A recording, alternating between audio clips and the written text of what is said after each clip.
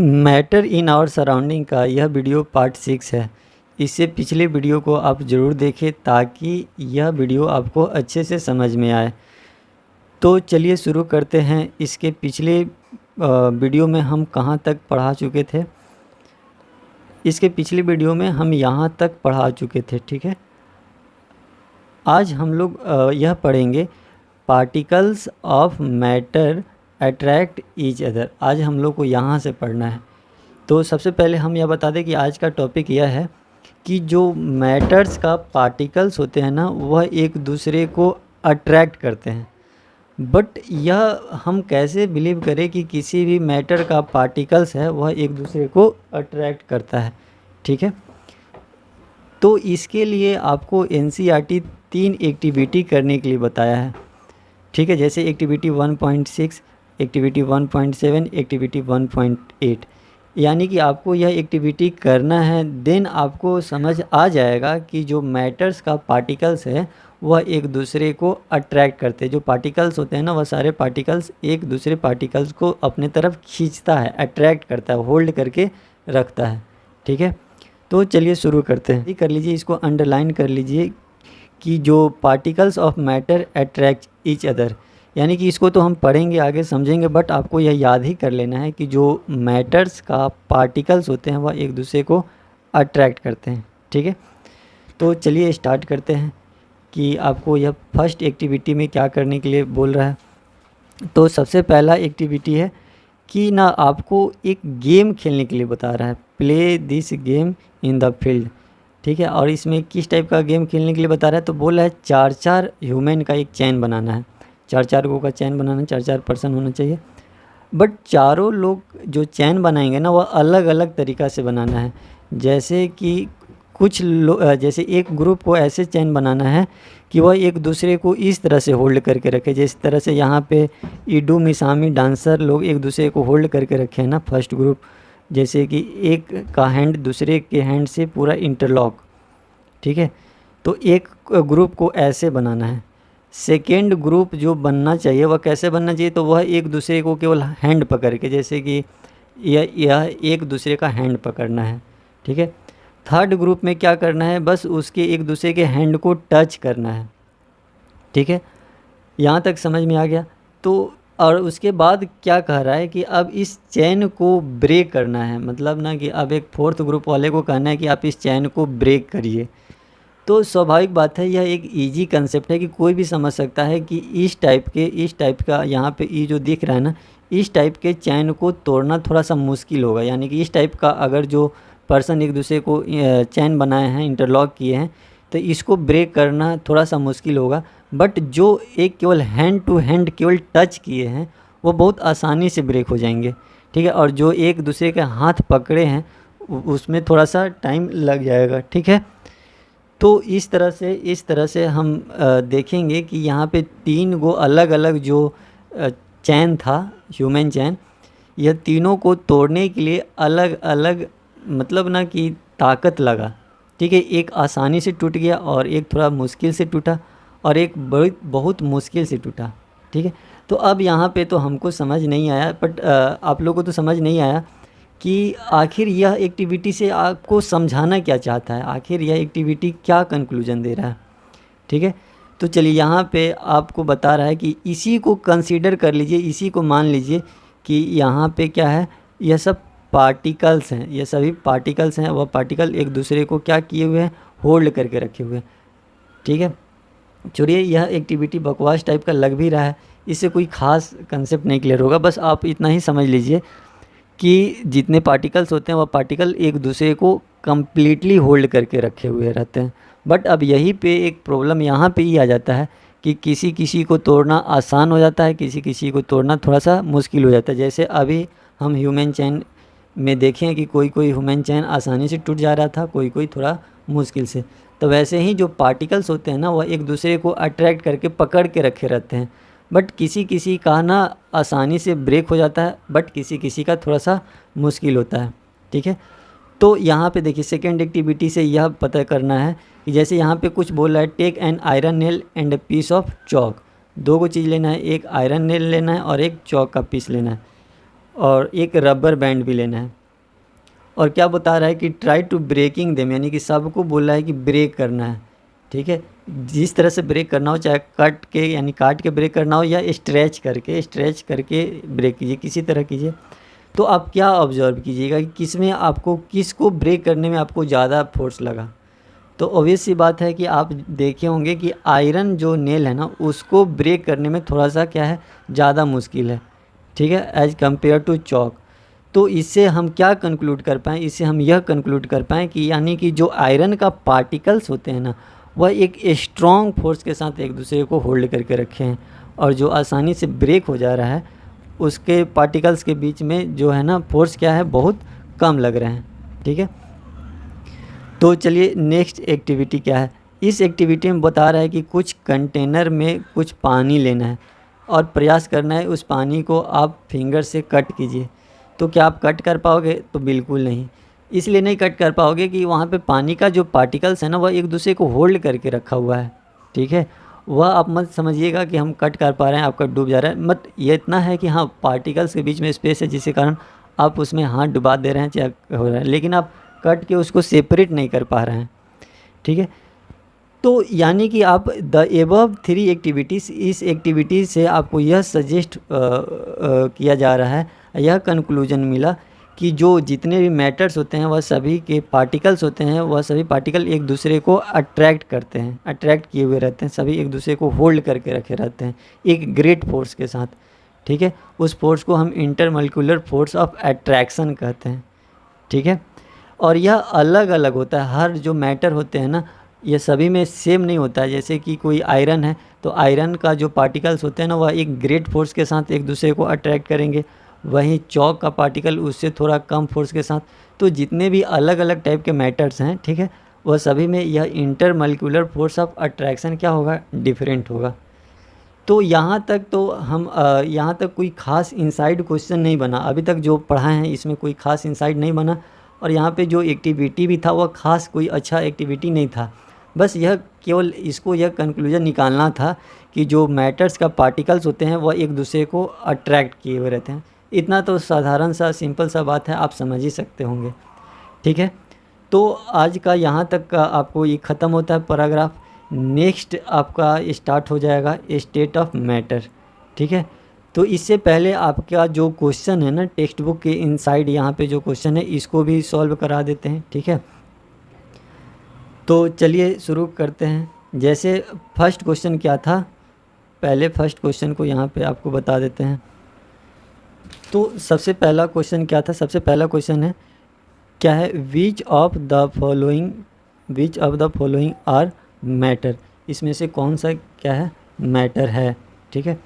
तो इसको हम ऑलरेडी पिछले क्लास में, पिछले वीडियो में हम बता चुके हैं कि इसमें कौन कौन सा मैटर है, फिर भी हम आपको बता देते हैं। जैसे क्वेश्चन 1 का आपका answer, chair, air, almonds,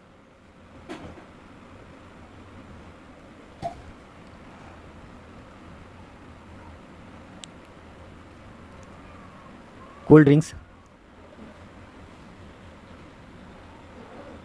smell of perfume, ठीक है। यानी कि फर्स्ट क्वेश्चन का आपका आंसर हो गया। फर्स्ट क्वेश्चन में क्या था कि which of the following are matter, यानी कि क्या क्या दिया था, चेयर था, एयर था, लव था। लव मैटर नहीं है, क्यों? क्योंकि मैटर का जो कैरेक्टरिस्टिक्स क्या होना चाहिए आपको ऑलरेडी समझ में आ चुका है, जिसमें क्या हो, मास हो, और जो वॉल्यूम हो, जिसमें वॉल्यूम हो, वह क्या कहलाएगा, मैटर कहलाएगा। तो इस सेंस के अनुसार लव क्या है, मैटर नहीं है। हेट भी क्या है, मैटर नहीं है, ठीक है। स्मेल भी मैटर नहीं है, बट स्मेल ऑफ परफ्यूम यह मैटर है, क्योंकि स्मेल ऑफ परफ्यूम क्या है, एक पार्टिकल्स ही तो है।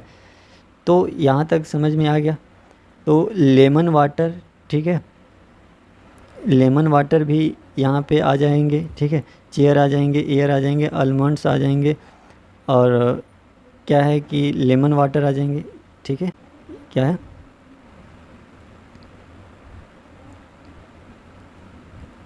Lemon water. नेक्स्ट क्वेश्चन क्या है, नेक्स्ट क्वेश्चन आपको यहाँ पे दिया हुआ है, क्वेश्चन 2 का आंसर क्या होगा? Give the reason for the following observation, यानी कि इसका रीज़न बताना है। क्या रीज़न बताना, किसका रीज़न बताना है? तो बता रहा है कि the smell of hot sizzling food reaches us several metre away, but to get the smell from cold food you have to go close. देखिए, सबसे पहले हम आपको क्वेश्चन को समझाते हैं। क्वेश्चन को क्या बता रहा है कि जैसे कि अगर आप ऐसा ऑब्जर्वेशन किए होंगे कि जैसे कोई हॉट यानी कि जलता हुआ कोई खाना हो, तो उसका स्मेल ना आपको दूर दूर तक क्या होता है, पहुंच जाता है। बट वही अगर ठंडा खाना हो तो आपको उसके नज़दीक जाना पड़ता है, ठीक है, तब जाके उसका स्मेल आपको मिल पाता है। तो ऐसा क्यों होता है कि आपको सीजलिंग, अच्छा सीजलिंग का मतलब क्या होता है? एक जलती हुई गर्म कोई खाना या कुछ ऐसे ही। तो इसका हम आपको आंसर बताते हैं। इसका आंसर यही होगा कि जो हायर टेम्परेचर होता है ना, जब टेम्परेचर हाई रहता है तो वहाँ पे जो पार्टिकल्स का मूवमेंट होता है या डिफ्यूजन रेट होता है ना, वो बहुत ज़्यादा होता है। इस कारण से क्या होता है, पार्टिकल्स जल्दी जल्दी डिफ्यूज हो जाते हैं और इसलिए दूर दूर तक पहुँच जाते हैं। बट टेम्परेचर लो होने के कारण जो ठंडे खाने होते हैं ना, उसका जो पार्टिकल्स होता है ना, वो उतना ज़्यादा डिफ्यूज नहीं हो पाता है, इसलिए यह हम लोग को दूर तक नहीं पहुंच पाता है। ठीक है, तो इसका आंसर क्या होगा? सेकंड का आंसर आपको लिख देते हैं, क्या है?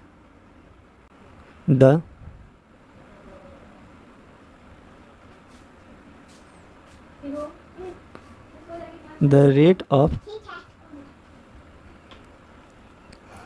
Rate of diffusion,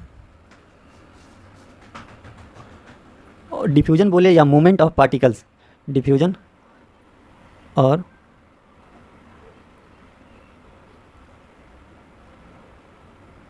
movement of particles is very fast in higher temperature, higher, ठीक है।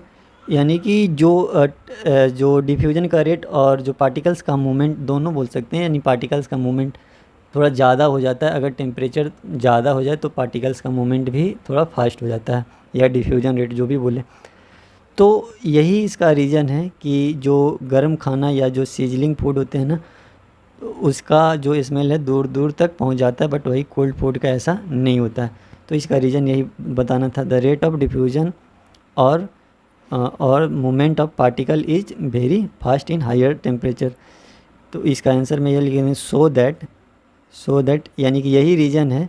आप उसके बाद क्वेश्चन ही उतार दीजिएगा कि सो दैट यही रीज़न है the smell of hot sizzling food reaches us, यहाँ पे यू ना लिख के अस लिख दीजिएगा, several metre away, but the get the smell from the cold food we have to get close. यहाँ पे वी लिख देंगे, यहाँ पे अस लिख देंगे, यानी क्वेश्चन को यहाँ पे फिर यहाँ पे कॉपी कर देंगे।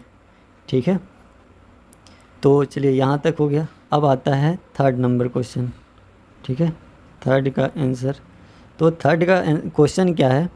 अ driver is able to cut through water in a swimming pool, which property of matter does this observation show.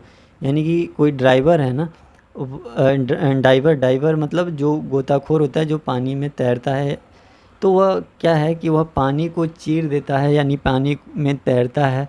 तो इससे क्या पता चलता है, इससे कौन सा प्रॉपर्टी पता चलता है? तो इससे यही ना पता चलता है कि हम जो मैटर का पार्टिकल के बीच में स्पेस होता है, अगर स्पेस नहीं होता तब तो वह नहीं चीर पाता। अगर कोई जगह ही नहीं है, पार्टिकल्स के बीच में स्पेस ही नहीं, तो पार्टिकल को कैसे साइड करेगा, कैसे एडजस्ट कर पाएगा? तो पार्टिकल्स नहीं चीरा पाएगा। तो इस एक्टिविटी से और इस ऑब्जर्वेशन से यह पता चलता है कि जो मैटर्स का जो पार्टिकल्स होते हैं उसके बीच में क्या होते हैं, स्पेस होते हैं। ठीक है, क्या लिखेंगे? This shows that there are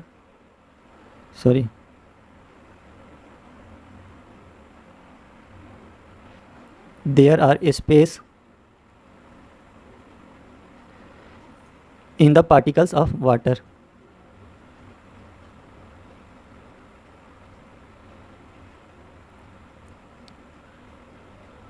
ठीक है, तो इससे यह पता चला कि जो वाटर के पार्टिकल्स के बीच में स्पेस होते हैं। ठीक है, अब आता है नेक्स्ट क्वेश्चन, क्वेश्चन नंबर 4। क्या है क्वेश्चन नंबर 4 में कि what are the characteristics of particles of matter. हाँ, यह बहुत ही इम्पोर्टेंट क्वेश्चन है, अक्सर यह एग्ज़ाम में आता है, तो आपको इसको रट ही जाना है। हालांकि समझाने के लिए हम आपको बहुत अच्छे से समझा चुके हैं, एक्टिविटी के थ्रू समझाया गया है कि जो मैटर्स का जो पार्टिकल्स होते हैं ना, उसका क्या क्या कैरेक्टरिस्टिक्स होता है। तो सबसे पहला कैरेक्टरिस्टिक्स क्या होता है ना, कम से कम 3 4 5 तो आपको बताना ही पड़ेगा। तो सबसे पहला कैरेक्टरिस्टिक्स यह है कि कोई भी मैटर्स का जो पार्टिकल्स होता है ना, वह साइज़ में बहुत बहुत बहुत छोटा होता है। फर्स्ट कैरेक्टरिस्टिक्स हो गया। सेकेंड यह कैरेक्टरिस्टिक्स हो गया कि जो मैटर्स का पार्टिकल्स होते हैं ना, उसके बीच में स्पेस होते हैं। ठीक है, अच्छा, उसको हम ऐसे बोलते हैं इंटर पार्टिकुलर स्पेस। ठीक है, अब यहाँ से यह भी आपसे क्वेश्चन पूछ सकता है ना, what do you mean by inter particular space.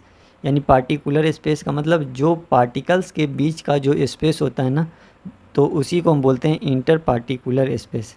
ठीक है, थर्ड यह बोल सकते हैं कि particles are continuous in motion. ठीक है, फोर्थ यह भी बोल सकते हैं कि जो particles of matter attract each other. ठीक है, यानी कि जो with different force in different matter, यानी अलग अलग मैटर में अलग अलग फोर्स के साथ अट्रैक्ट करते हैं। अच्छा, उस फोर्स को हम क्या बोलते हैं, inter particular force of attraction. ठीक है, यानी कि जो पार्टिकुलर यानी पार्टिकल्स के बीच में जो फोर्स लगते हैं ना, उसको क्या बोलते हैं, inter particular force of attraction. तो चलिए इसका आंसर करते हैं। ठीक है, तो इसका आंसर कैसे करेंगे, क्वेश्चन 4 का यहाँ पे लिखेंगे, क्या लिखेंगे, the important characteristics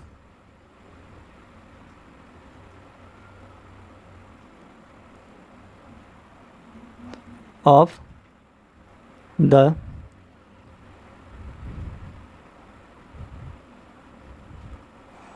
particles of matter are। ठीक है, एक एक करके लिखते हैं। एक तो सबसे पहले लिखते हैं क्या कि the particles are very small in size. ठीक है, सबसे पहला the particles of matter are very small in size. ठीक है, सेकेंड क्या हो जाएगा, सेकेंड हो जाएगा the particles have empty space. ठीक है, क्या हो जाएगा, the particles have empty spaces in them. ठीक है, अच्छा, इसी स्पेसेस को हम यह बोल सकते हैं this is called inter particular space. ठीक है, यहाँ पे ब्रैकेट कर देते हैं, इसको भी याद रखिएगा, इंटर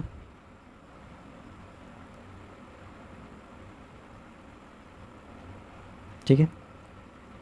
और थर्ड क्या है, थर्ड है कि जो पार्टिकल्स होते हैं वो कंटिन्यूअस इन मोशन में होते हैं। ठीक है,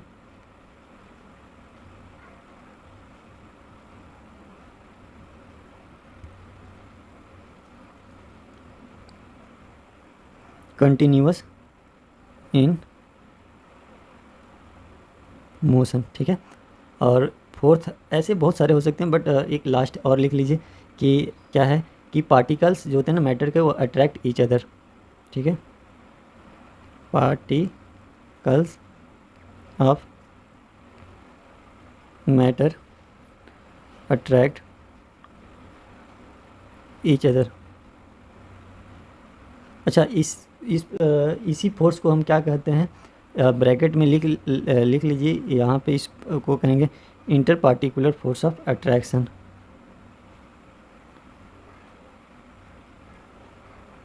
इंटर पार्टिकुलर फोर्स ऑफ, ठीक है, inter particular force of attraction भी यही कहते हैं, जो पार्टिकल्स के बीच में फोर्स लगते हैं ना उसको inter particular force of attraction कहते हैं। ठीक है, तो